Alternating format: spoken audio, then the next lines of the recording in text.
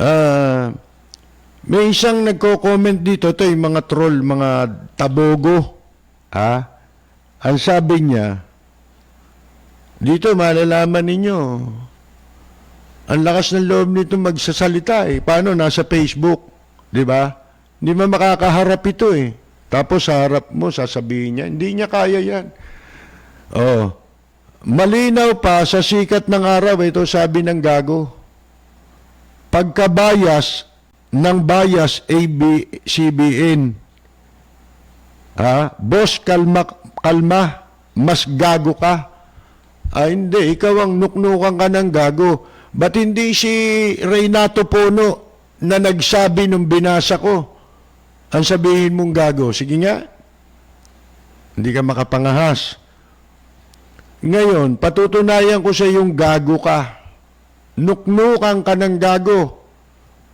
Sayang ang perang ginastos sa iyo para ka makapag-aral. Kung ano man ang natapos mo, baka natapos mo kumain, kaya hindi ka marunong umintindi. Eto, yung ABS-CBN, may bias talaga yan. Lahat naman may bias. Katulad mo, wala ka bang bias? Kaya mo, sinasabi yan, meron kang gustong kampihan. Hindi pabor sa iyo. Yung naririnig mong sinasabi ko ngayon, na ibinasi ko sa sinasabi naman ni retired Chief Justice Reynato Pono. Di ba gago ka? O ngayon, eto. Kung bias ang ABS-CBN, alam ko yung bias yan. Alam ko. At mas lalong alam ko, bias ka. Hindi ka lang bias, bobo ka pa. Nuknukan pa. Bakit? Yung mga katulad nito pag-iisip, nuknukan ng bobo Hindi naiintindihan Yung sinasabi ni Pono Ang sinasabi ni Pono, batas sa prangkisa yon. At saka yung aksyon na dapat gagawin ng isang ahensya ng gobyerno kamukha ng NTC bago niya ipalabas yung cease and desist order. Ngayon, ang kagaguhan ninyo, kabobohan ninyo, puro kayo bias ng bias sa ABS-CBN. May kaso bang bias? Gago! Wala sa batas na yung bias ka apektado o may nilabag kang probisyon sa batas tungkol sa prangkisa. Walang batas na ganong gago. Tabogo. Yung bias, lahat ng tao may bias, karamihan. Di ba? Karamihan yan, may bias. O di, natuto ka ngayon, bobo. Di ba? O ngayon, eto pagpapatuloy ko yung, eto naman ang isang nagsasalita. Hindi ko alam kung kailan ito, hindi ko na matandaan Naging kalihim ng DICT. Dati. Si Rodolfo Salalima. Ang sabi niya, walang bisa yung cease and desist order laban sa ABS-CBN from the beginning. Void. Ab initio. Ngayon, kung ang sinasabi nito, mga kaibigan, ay void from the beginning, ano ba yung alam na batas lagi ni Kalida? Kowaranto. Yan. Dapat ang ikowaranto ngayon. Ito si Kalida Mga kaibigan, kung siya nasa likod kung totoo yung balita, na siya ang behind. Mga kaibigan, ano sabi nito si Rodolfo Salalima, dating kalihim ng DICT. Itong DICT, under niya lang attached agency, itong NTC attached agency ng DICT, Department o National, ano to? Department of Information and Communications. Nasa ilalim nito ang NTC. Oh, sabi niya, nawala ng karapatan ng ABS-CBN ng kanilang karapatan sa saligang batas to procedural due process. Yung terminong procedural due process, katumbas yun ng due process of law. Yun din yung terminology ginamit ni Reynato Puno. Mag-identical yung kanilang opinion, mga kaibigan. Nung daw ipalabas yung cease and desist order, nabaliwala ang karapatan sa ilalim ng saligang batas. Noong May 5. Ito nga naman si Salalima ho, abogado rin. Kaya, ang sabi niya, yun daw NTC cease and desist order is void ab initio. Sa simula't simula, walang bisa yun. Or void. Ang ibig sabihin ng void ab initio, void from the beginning. Sa simula pa lang, walang bisa. And has no force of the law. Walang kapangyarihan yung sa batas Yung cease and desist order daw ng NTC. The CDO is illegal.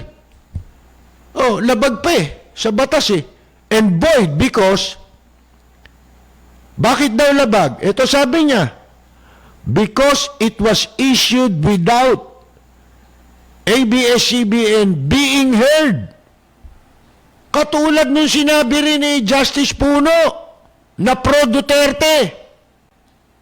Mga kaibigan, hindi pinakinggan muna yung kanilang panig sa legal issue tungkol sa congressional franchise in violation of that company's constitutional right to procedural due process of law. Kita niyo? Was there a complaint at all? Meron ba reklamo? Yan ang tanong ni Salalima Kung meron daw bang petisyon or complaint, reklamo, laban sa pagpapatuloy ng operasyon. Kita na ninyo ang mga legal, dito na papasok ang mga pagtatalo Was any petition or complaint against the continued operation of the network due to its franchise expiry? If the petition was filed before May 5 or a day after the network's franchise lapses, kasi hanggang May 5, di ba, ang kanilang franchise, it would be premature and had no cause of action. Ang sabi, ito tatagalogin kayo, kung ang petisyon, meron ba petisyon?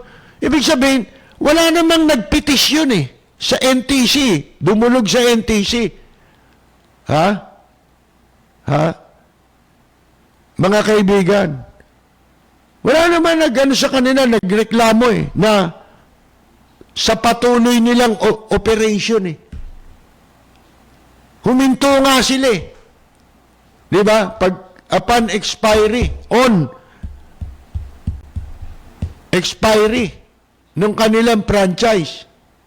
Yun ang ibig sabihin. Kung nagpatuloy sila, at may nagreklamo ba na nagpatuloy sila? At kung ang petisyon ay inihain bago mag-May 5, o kaya ay isang araw pagkatapos ng mapaso ang prangkisa, magiging premature, and had no cause of action. Mga kaibigan, if the petition was dated and filed on May 5th with the NTC, wala nagpetisyon eh. Kusang ginawa ng NTC ang pag-i-issue ng cease and desist order.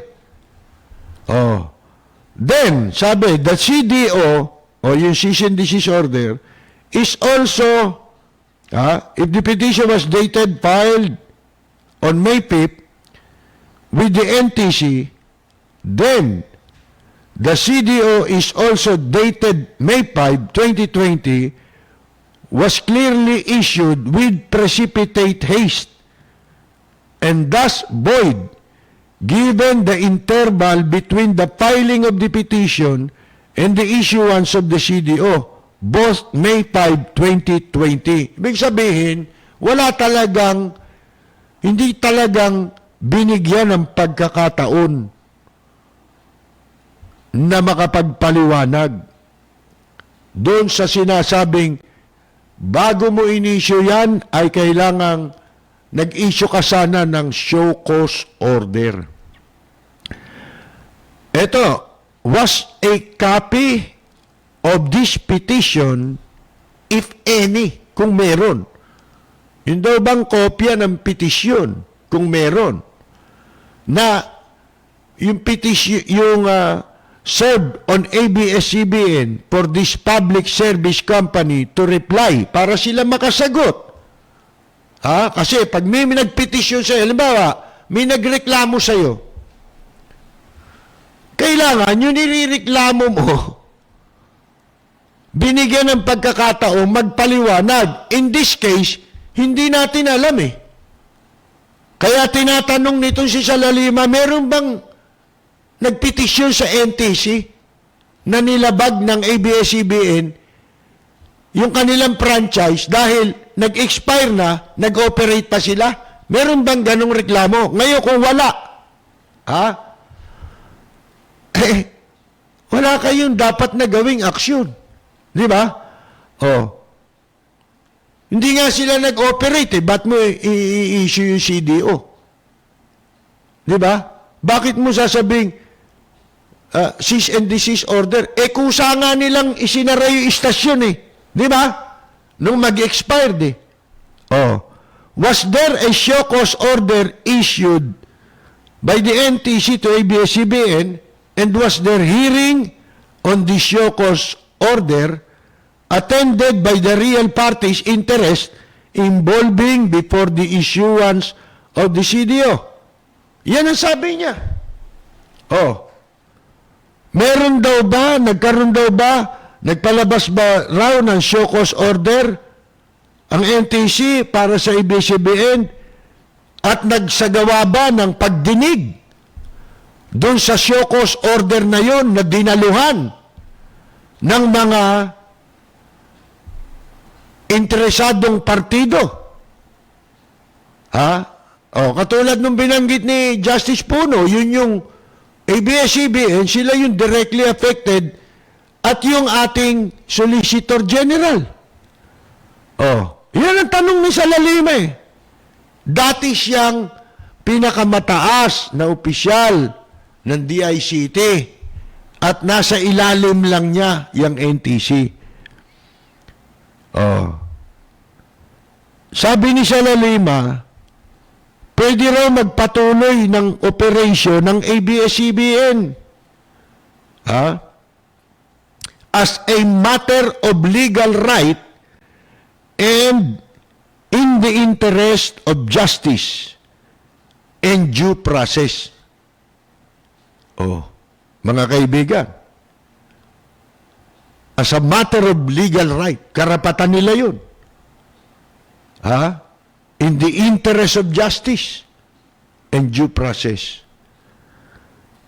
Pinaliwanag ni Salalima na habang ang prangkisa ay pribileyo na ibinigay ng Estado, ang sabi niya, it may also become a vested right. Once granted, and the franchisee infuses investments, pag ikaw ay nabigyan na ng prangkisa,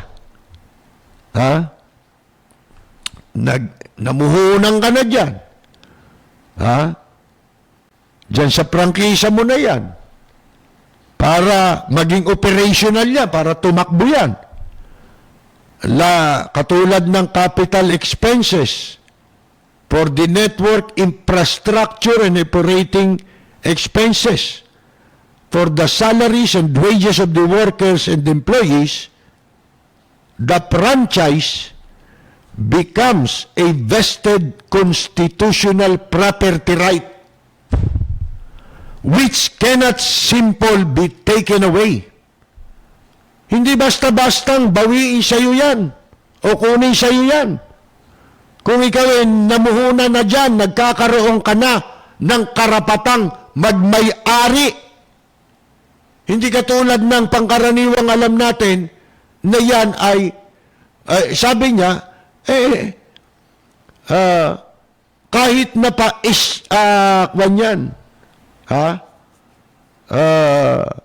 privilege na binigay ng Estado.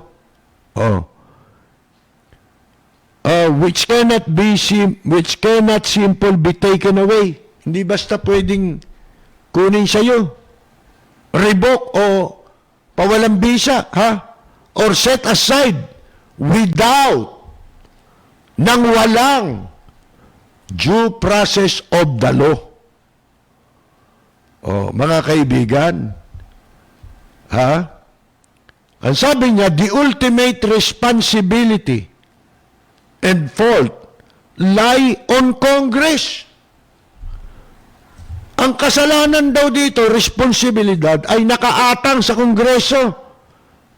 Particularly the leadership of the House of Representatives, constitutionally vested with the exclusive plenary jurisdiction and power to hear and grant applications, etc. Ito raw ang sabi niya, ito pa sabi niya, non-action is the worst form of delay. Yan daw ang pinakakuan sukdulang. Sukdulan daw yan na pagpapabaya sa tungkulin. Yung hindi pag-aksyon ng Kongreso, lalo na sa liderato ng House of Representatives. Sabi niya, because it leaves the aggrieved without clear and speedy recourse. Pwede bang pupusasan ka na lang? May proseso yan eh. Sa ayaw natin at sa hindi, ang sinasabi nila, hindi pabor sa gusto ninyo, ito ang totoo, hindi kayo. Hindi yung mga nagsisipagsalitaan lang. Kasi mababaw yung depensa ng NTC. Mga kaibigan, dito dapat makuwaran to si Kalide. Pero next week pa ho, tatalakayin ito ng Korte Suprema. Hi, Kapersi Lapid at sa mga listeners ngayon, binabati ko ang inyong programang Lapid Fire sa matapang at makatotohanang pagbabalita. Lagi po nating pakinggan ang programang Lapid Fire ni Kapersi Lapid. Ito po ang inyong katrupa at kaibigan, Mike Pacquiao. Maraming salamat po. Balita, impormasyon at mga isyong may kinalaman sa bayan. Lahat isisiwalat ng walang takot. Lilinawin, hihimay-himayin, matapang, ngunit malalim at makatotohanang komentaryo sa Lapid Fire, kasama si Percy Lapid. Ngayon, bakit ho merong mga umaangkas sa issue? Nahaluan Yung issue ng ABS-CBN, tinanong yung mga opinion ng gago. Bias daw ang ABS-CBN. Ay, hindi kasama sa pinag-uusapang kaso yun.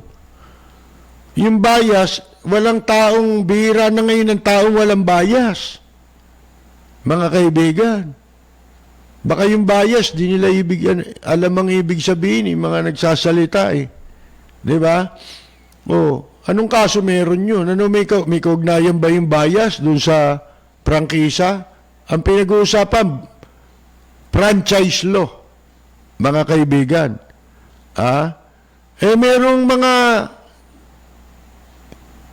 Merong mga tao may hinanakit, personal or otherwise, laban sa ABS-CBN.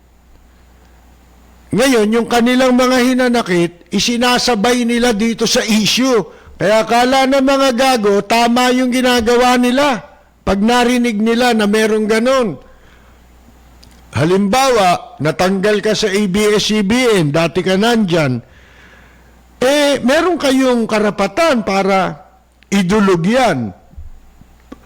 Ang kaso niyan, labor case yan. Hindi ba? Hindi yan franchise. Hindi kaso ng franchise yan. Kung merong tinanggal, illegal, ang ABS-CBN, that is another story.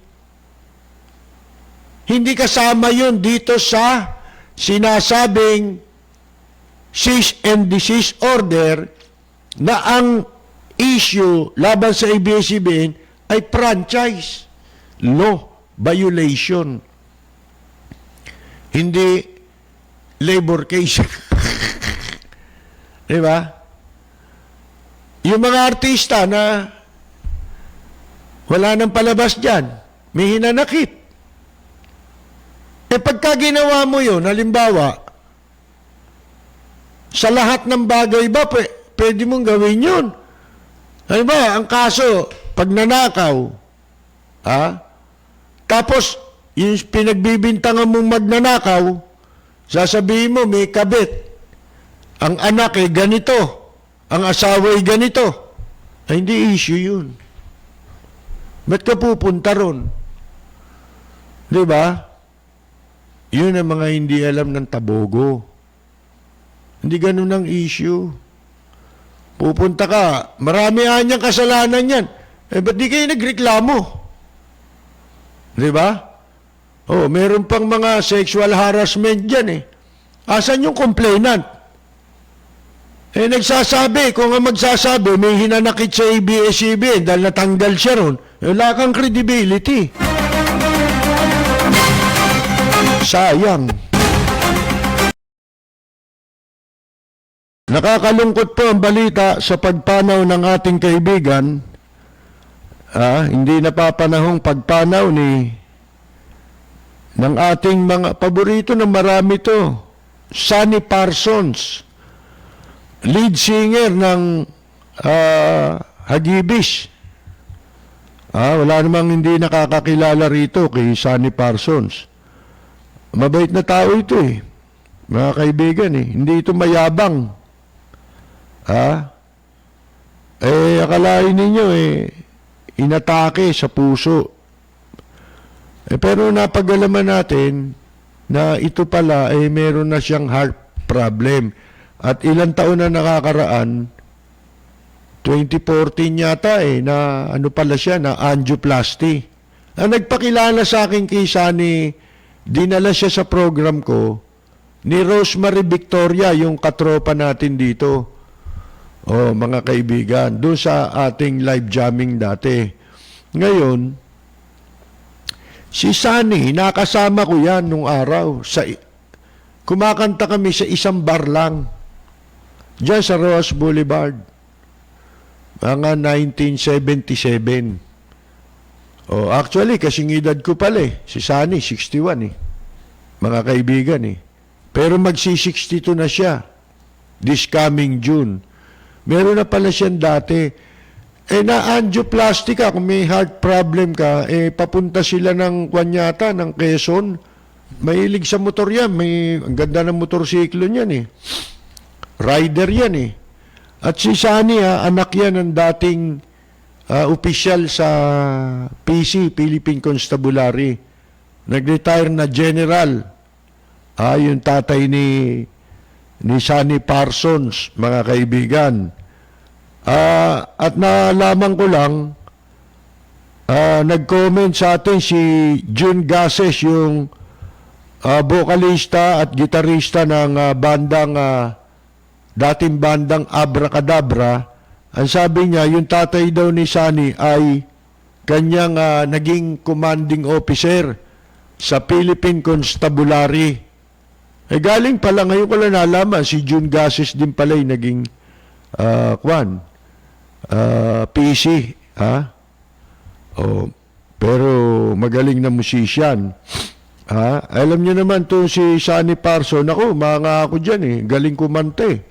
Hanggang ngayon, mga kaibigan, hanggang sa bago siya mamatay, nung naging guest natin. At lagi yung nagme-message sa akin, malimit. Muntik pa nating maging guest dito, kaya lang, that time, pabago-bago, bigla na lang may dumadating na mga schedule sa kanya, hindi siya nakarating dito.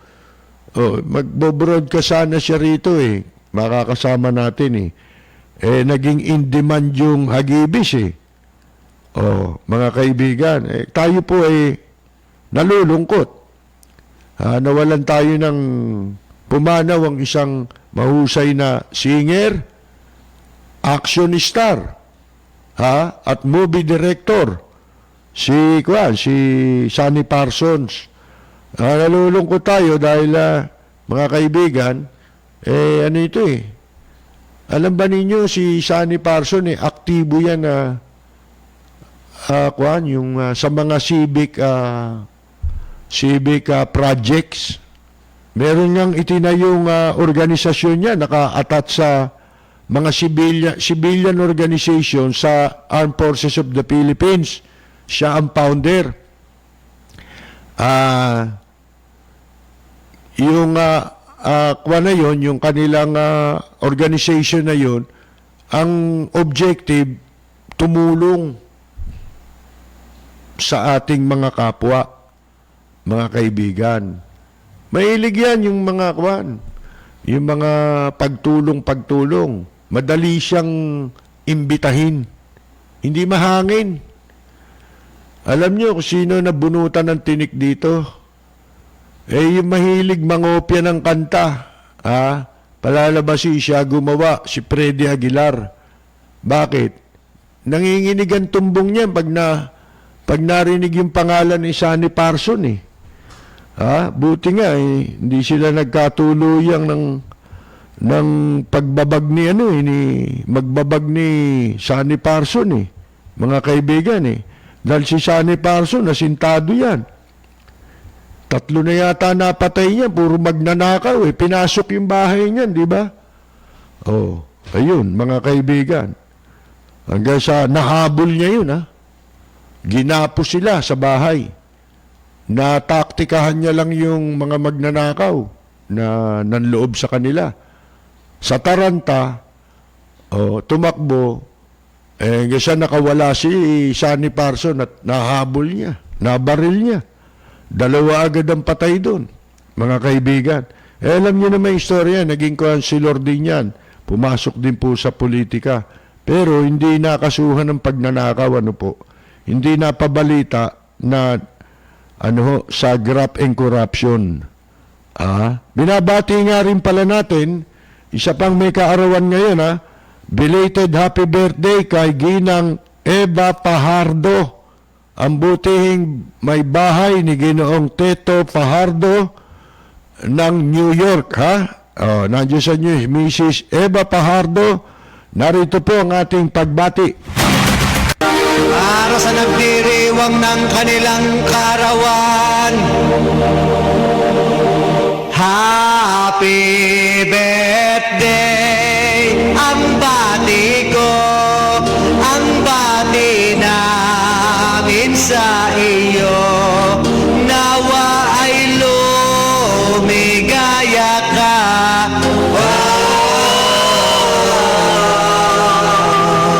At abutin mo pa sa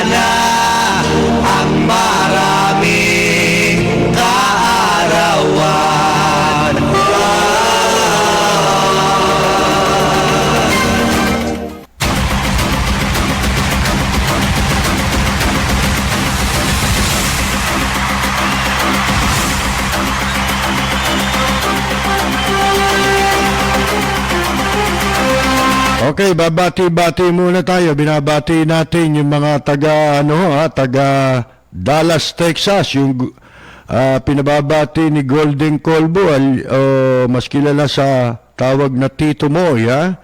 Ito galing sa ating kaibigan si Ewan Garcia. Ito yung mga taga Dallas, Texas, na nakikinig sa atin, ha? Sabay-sabay. Jimmy Pineda, Melvin Lauder, George Pajardo. Dati sila lang nabalitaan ng kanilang mga may bahay, pati mga may bahay nila nakikinig na rin. Binabati natin dyan sa Dallas, Texas. Ginan Pajardo, Agnes Nunez, Linda Dabin, Luna Pajardo, Cynthia Lauder, Elma Vasquez, Elena Pangan. At ang ating mga katropa, binabati natin, Rudy Santos, dati pong keyboard player ng bandang Horoscope. Ngayon nasa California si Rudy. Nesitas Cervelas Fabros.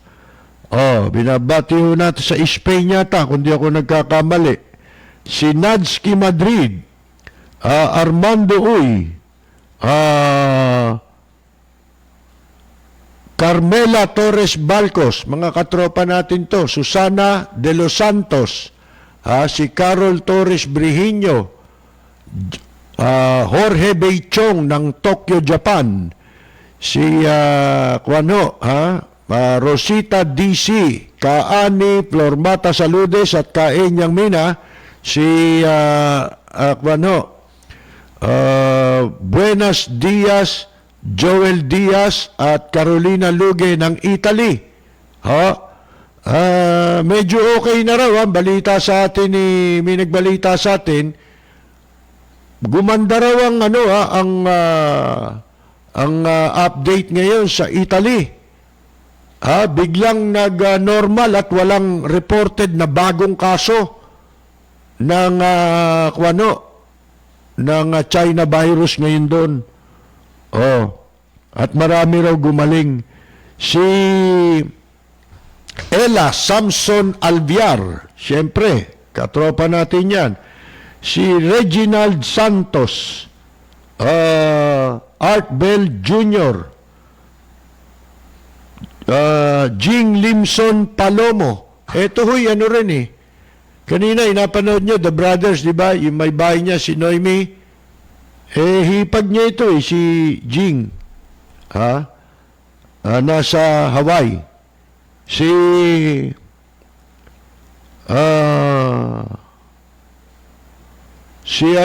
Mike Oishi. Si Elmer Sampang. Reynaldo Floria ng Naples, Italy.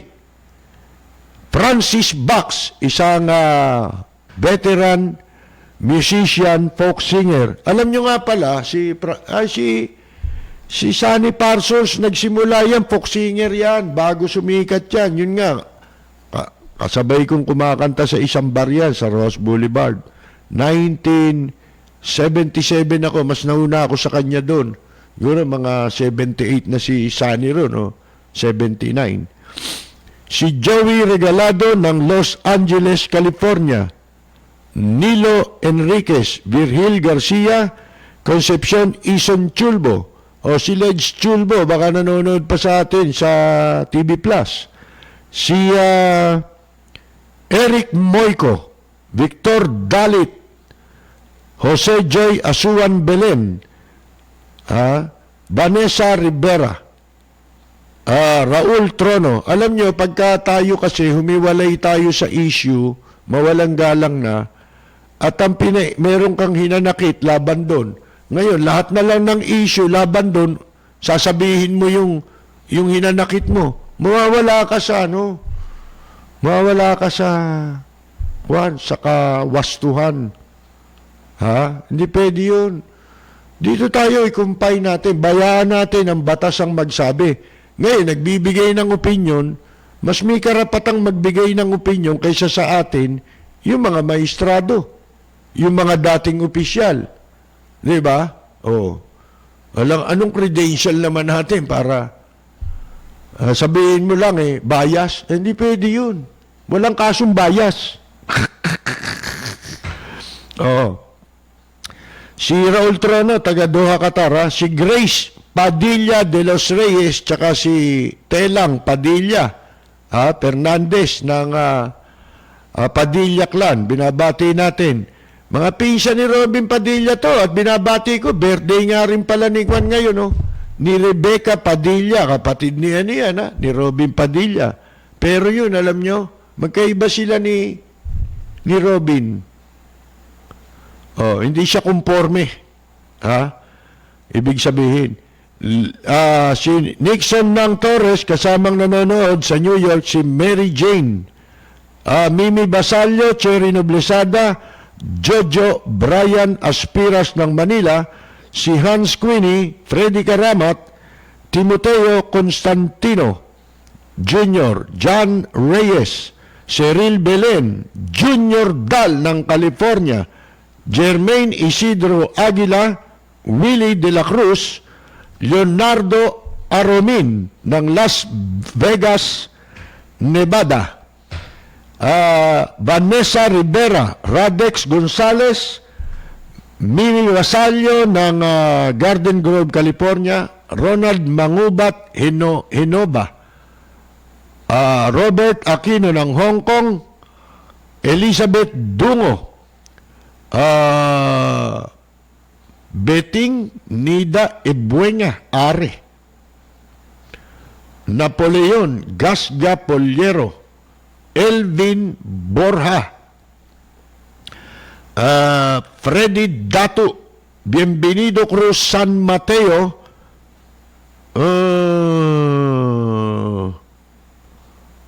Nick Ignacio, ayan June Gases, nabanggit na natin, Abracadabra, di ba? Si Mateo Magracia, siya ring musician, Martiniano Santiago, Chodora Alcairo, Sunny Mortera Taay, isa ring musician, Kokoy Lugto, si Bio Gentry ng Jeddah, Kingdom of Saudi Arabia, Levi Panahon, Jovito Lial, Gina ng Maynila, Joselito Camacho ng Pleasanton, California, veteran musician Danny Boboy Duran. Nanonood din minsan sa atin si Ginoong Senyor Bong Benavides, veteran musician, nag-birthday, nakalimutan natin, belated happy birthday, Senyor, si Jod De Lemos from Fresno, California, Ricky Valero ng Pulilan, Bulacan, Mark Irene Carl, Robert Cruz, Alan Salgado, Armando Uy, Maria Dolores Santos, Greg Belus Jr., Alvin Samson, Jello Ofilan, Lloyd Dantes Casal, Francis Rodriguez, Katropang Barberia. Marami pa po dito pero hindi ko na po mababanggit. Pasensya na po, bukas po tayo ulit magbabalik. Siyempre po, inahabol natin ang pagbati kay Lolo Benjamin Tado, Lola Veronica Tado, ang buong pamilya Tado dyan po sa barangay Bagong Silangan, Quezon City. Miss na po kayo ng inyong pinakamamahal na apo na si Braille. At ingat daw po kayong palagi. Pagtutunwari, hindi padagay, sadyang kilala sa daigdig, may pagkakaisa sa bawat nais. Ang bayan ko'y punong-puno ng yaman, bakit ito'y kailangan pang iwanan? Hindi nga ba't anong sarap mabuhay ng buong ganap? Sa balan mo, sumabit man yaong wakas dito sa bayan ko. Mga kaibigan, wala na po tayong oras. Binabati ko nga pala si Gretchen Contiling, kasama natin sa CAD. Sa pangalan po ni Braille, ang ating frontliner, ang ating technical director, Ang Ito po si Percy Lapid. Babalik po tayo bukas sa ganito ring oras sa timpilan. Maraming salamat at magandang yumaga, Attorney Kalida. Punong-puno ng yaman, bakit ito'y kailangan pang iwanan? Hindi nga ba't anong sarap mabuhay ng buong ganap? Sa bayan mo, sumapit lang iyong wakas. Dito sa bayan ko, lahat kami pantay-pantay. Walang nang-aabit, ang pag-ibig ay tunay. Dito sa bayan ko, dito'y makikilala mo ang mga kaibigang nagmamahal sa'yo. Dito sa bayan ko, lahat kami